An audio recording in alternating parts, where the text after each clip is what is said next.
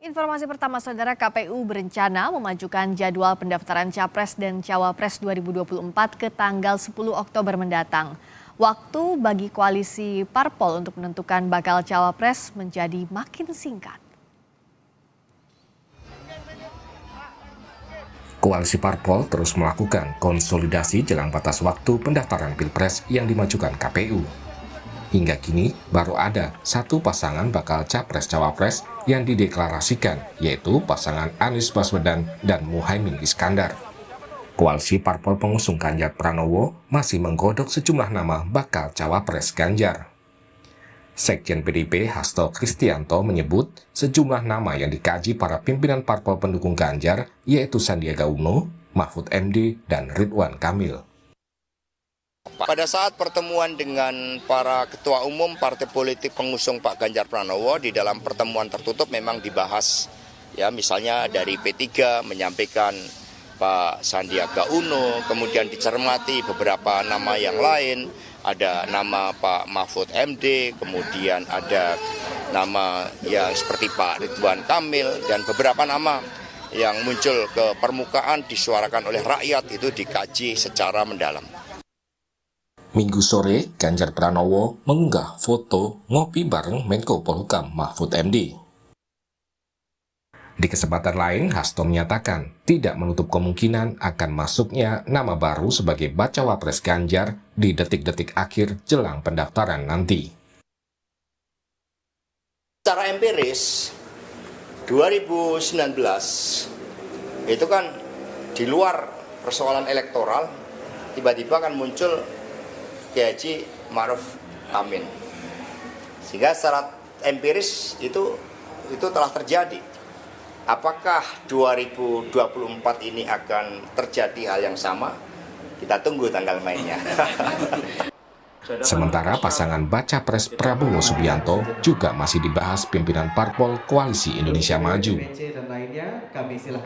Wakil Presiden sekarang sedang dibicarakan di antara pimpinan partai koalisi untuk dibicarakan dan untuk dimatangkan. Nanti pada waktunya akan kita umumkan calon wakil presiden yang akan mendampingi Pak Prabowo. Ridwan Kamil sebagai seorang sosok gubernur di Jawa Barat, namanya cukup baik, cukup harum, dan Pak Prabowo mempertimbangkan itu juga sebagai sebuah kemungkinan. Pakar politik menyatakan pemilihan bacawa pres membutuhkan banyak pertimbangan karena juga menjadi bagian dari strategi pemenangan. Ya, pilihan terhadap sosok pasangan ya, figur capres cawapres ya, Cindy, itu kan saya kira banyak pertimbangan ya. Itu tidak hanya menyangkut kesepakatan ya dari blok koalisi partai-partai pendukung saja, gitu ya. Tapi juga saya kira itu menjadi bagian strategi juga untuk pemenangan. Dan kita tahu ya, tidak ada blok koalisi partai manapun kerjasama kalau istilah di partainya Bung Eriko itu yang mau kalah gitu, pasti kan mau menang gitu, dan itu akan selalu berhitung kan.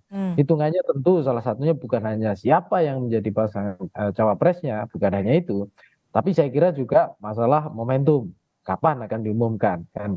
Karena ini juga terkait dengan fluktuasi dan dinamika yang terjadi gitu ya, bukan hanya antar elit saja. Kita kan lihat nih, elit terus dinamika terus-menerus ya, dan terlalu bikin banyak kejutan, cenderungnya maunya begitu, kira-kira gitu. Dan kemudian juga ini dinamika di level pemilih gitu loh. KPU tengah mendesain pendaftaran pasangan Capres dan Cawapres dipercepat pada 10 Oktober hingga 16 Oktober 2023. Sebelumnya, tahapan pendaftaran pencalonan Capres dan Cawapres ditetapkan pada 19 Oktober hingga 25 November 2023.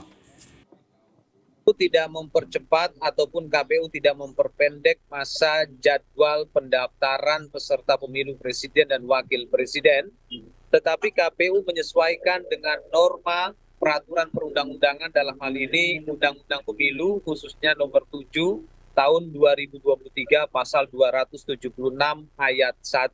Sesuai dengan norma-norma yang ada di dalam Undang-Undang Pemilu tersebut, maka didapatilah angka atau tanggal 10 sampai dengan tanggal 16 Oktober 2023. Jadi dengan demikian, KPU merancang jadwal tersebut itu berdasarkan pada aturan-aturan yang berlaku. Dinamika politik masih cair.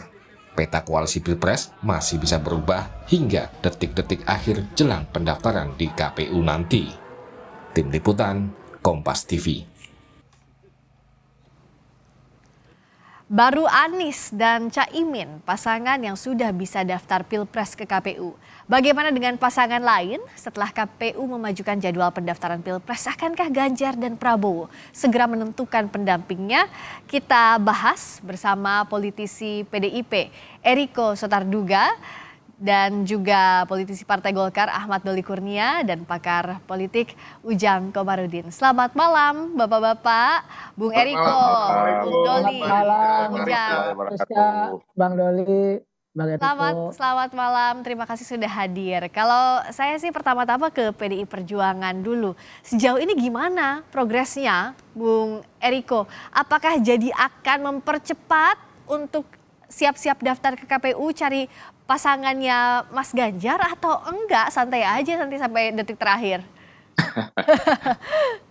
Jadi begini Mbak Rizka Larissa, Bung Doli, begitu juga Kang Ujang Komarudin maupun seluruh pemirsa yang menyaksikan dimanapun Anda berada, memang ini menarik sekali. Kalau dilihat sebenarnya kan pendaftarannya seharusnya masih 2 bulan dari saat ini, tetapi ada sesuai tadi pasal dan juga peraturan yang memungkinkan untuk mempercepat, bagi kami juga tidak ada permasalahan. Karena pada dasarnya sebenarnya sudah ada pengkerucutan dari calon wakil presiden nih. Kalau kita lihat awalnya ada 5 kan begitu ya, ada 5 yang disampaikan oleh Mbak Puan, termasuk yang sudah disampaikan Pak Sekjen, yaitu Pak Mahfud MD, kemudian Kang Ridwan Kamil, Mas Sandiaga Uno. Nah, dan pada waktu itu ada Caimin, tetapi kan sekarang Caimin juga sudah membentuk kerjasama tersendiri. Jadi 3 ini memang sudah sesuatu hal yang menarik, hanya tadi juga kita melihat secara jernih bahwa bisa saja sesuatu yang mengejutkan. Ya, saya bukan mau menduga-duga ya Mbak Risa Clarissa, karena ini nama saya Eriko Sotarduga, enggak. Tapi dari kejadian tahun 2019, itu kenyataan yang ada. Boleh ditanyakan dengan ketua umumnya Bung Doli, boleh ditanyakan dengan Mas Romi, bahwa pada saat-saat terakhir itu malah yang dijagokan malah tidak terjadi, tetapi malah yang tidak diduga yang terjadi. Jadi ini bukan saya mau katakan di 2024 ini akan terjadi seperti itu juga. Tidak, itu kewenangan daripada ketua umum kami, Bu Mega, bersama seluruh ketua umum partai. Dan juga ini menarik nanti, kalau dulu dengan calon presidennya saja Pak Joko Widodo. Kalau sekarang bukan hanya Mas Ganjar Pranowo, tetapi juga dengan presiden incumbent kita, Bapak Presiden Joko Widodo, yang notabene adalah kader terbaik kami. Karena bagaimanapun juga, ini kan akan meneruskan program. Itu yang hasil survei yang dilihat di Kompas juga, 80% lebih masyarakat sangat menginginkan ada keberlanjutan dari Bapak Presiden Jokowi. Bung Eriko menegaskan bahwa Pak Jokowi itu ada di pihaknya Bung Eriko gitu ya? Kenapa saya harus menegaskan? Beliau memang kader PDI Perjuangan. Lah itu kenyataan yang ada. Saya tidak nambah-nambah, boleh ditanyakan langsung kepada beliau. Memang dari awal dari beliau sebelum wali kota menjadi wali kota dan sampai saat ini, dan tidak ada pernyataan yang menyatakan bahwa beliau bukan kader PDI Perjuangan atau tidak di PDI Perjuangan. Jadi ya kalau bagi kami itu sesuatu yang sudah selesai, dan nanti tentunya di dalam pembicaraan akhir itu pasti akan bersama-sama dengan beliau juga. Jadi ini menarik ini Mbak Rizka, tinggal 1 bulan lagi, kita tunggu saja nanti kapan pertemuan beliau-beliau yang nanti akan memutuskan ini. Ya, tapi kalau menunggu aja nggak diskusi nggak seru dong. Kalau tadi kata Bung Eriko, kalau kata tadi Bung Eriko Sotarduga yang menduga-duga akan ada kejutan seperti 2019 yang lalu ya. Kalau Bung Doli gimana lihatnya? Karena kadernya Golkar disebut-sebut nih, Kang Emil, Kang Ridwan Kamil. Padahal notabene sejauh ini, kalau Golkar kan masih memajukannya nama Pak Erlangga, Ketua Umum. Gimana Bung Doli? Iya, sebagai sebuah partai politik ya, dan sebagai sebuah organisasi kan tentu ada perencanaan-perencanaan yang matang, kemudian keputusan-keputusan yang diambil, dan itu melihat perkembangan yang terjadi ya. Nah, sampai saat ini kami mau menegaskan bahwa soal Pilpres, partai kami itu sudah memberikan mandat sepenuhnya pada ketua umum kami Pak Erlangga Hartarto ya. Itu mulai pertama tentu keputusannya kalau bicara tentang capres atau cawapres, nama atau nominasi pertama itu adalah Pak Erlangga Hartarto. Walaupun demikian, keputusan akhir ya tentu nanti diserahkan kepada Pak Erlangga yang sudah kami beri mandat untuk mengambil keputusan itu. Nah, termasuk juga terhadap kader-kader yang lain ya, ada rencana-rencana baik itu untuk pilpres, pileg dan pilkada. Nah, kalau tadi disebutkan misalnya Saudara Ridwan Kamil, sampai sejauh ini kita juga sudah punya keputusan terhadap Saudara Ridwan Kamil itu yang nanti agendanya untuk menghadapi pilkada tahun 2004 ini. Nah, waktu itu kita sudah memutuskan apakah Saudara Ridwan Kamil itu untuk maju tetap di Jawa Barat atau di DKI Jakarta. Nah, jadi semua itu adalah keputusan-keputusan yang sampai sekarang belum kita tinjau ulang gitu.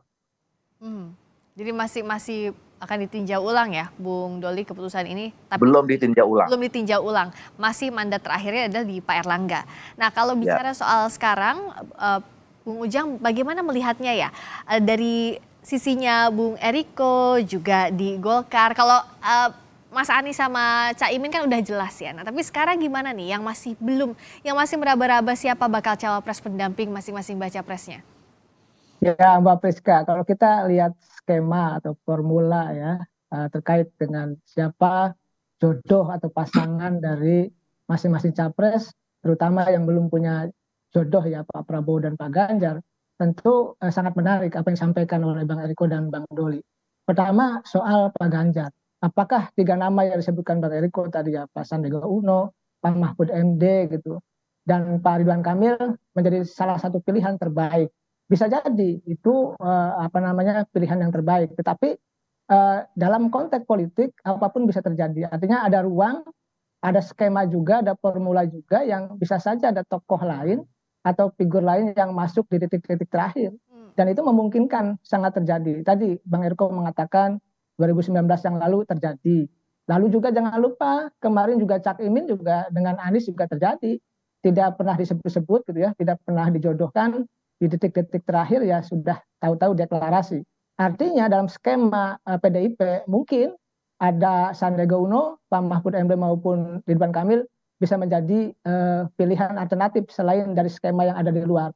Nah, sekarang kalau kita bicara Golkar, ya Golkar tentu partai yang punya sejarah panjang ya, sejak masa Orde Baru saat ini akan hati-hati dalam memilih atau mendukung termasuk mengusung ya siapa capres-cawapres yang akan didorong. Kalau capresnya sudah berkoalisi dengan Pak Prabowo, apakah nanti akan istiqomah ataukah memang melipir, saya tidak tahu. Saya meyakini istiqomah mendukung Pak Prabowo. Tetapi persoalannya siapakah cawapres yang akan didukung oleh Golkar? Saya melihatnya tadi Bang Doli mengatakan Pak Erlangga, ya pilihannya begitu. Kalau kita konsisten berpartai, maka ya ketua umumnya harus didorong. Yang kedua juga mesti kadernya, mestinya kader yang senior yang dorong bisa menjadi cawapres agar agar Golkar itu memang menjadi tempat kaderisasi bagi tokoh-tokoh bangsa untuk bisa menjadi capres maupun cawapres.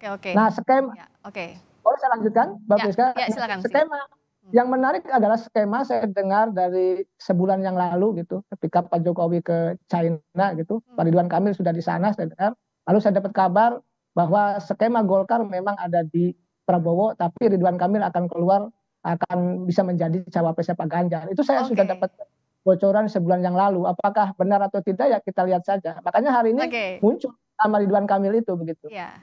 Mbak Priska. Ini menarik loh, bentar. Saya nanti ke Bung Eriko, putaran terakhir saya ke Bung Doli dulu. Benar atau enggak nih tadi bisik-bisik yang didengar oleh Bung Ujang, dan apa maknanya dimajukannya pendaftaran ini bagi Golkar, dan bagaimana pula hitung-hitungannya untuk Pilpres, dan akankah istiqomah ke Pak Prabowo begitu, Bung Doli? Singkat saja. Ya, kalau soal sebetulnya jadwal pendaftaran ini kita sudah mengetahui ketika kita waktu itu sepakat semua untuk menerima Perpu ya tentang Undang-Undang Nomor 7 Tahun 2017. Apalagi kami yang di Komisi 2 DPR RI yang kemudian membahas waktu itu, ini adalah konsekuensi logis ya dari diterbitkannya Perpu. Karena waktu itu Perpu mengatur soal jadwal ulang kampanye, terus kemudian berapa lama soal pendistribusian dan pengadaan dan pendistribusian logistik pemilu dan segala macam. Jadi sebetulnya informasi ini buat buat Partai Golkar bukan sesuatu yang baru.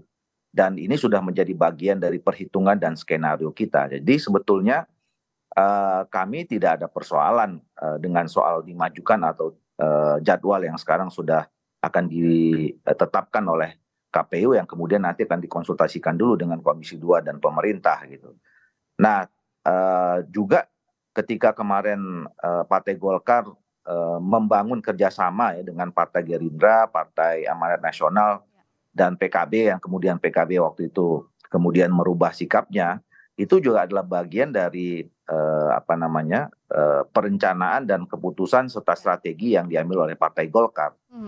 Nah, jadi sebetulnya kita tentu belajar ya bahwa keputusan yang diambil itu adalah keputusan yang dengan sangat pertimbangan yang matang gitu. Jadi insya Allah sampai sejauh ini dan mungkin yang akan datang kita akan tetap konsisten dengan keputusan sebagai konsekuensi kita bekerja sama secara politik dengan Partai Gerindra yang memang sudah punya calon presidennya Pak Prabowo, kita akan di sana. Nah, tinggal persoalannya sekarang adalah kita kan sedang melakukan perundingan ya, terus kemudian pembicaraan-pembicaraan yang intensif siapa yang akan mendampingi Pak Prabowo. Nah, itu yang masih dibahas ya.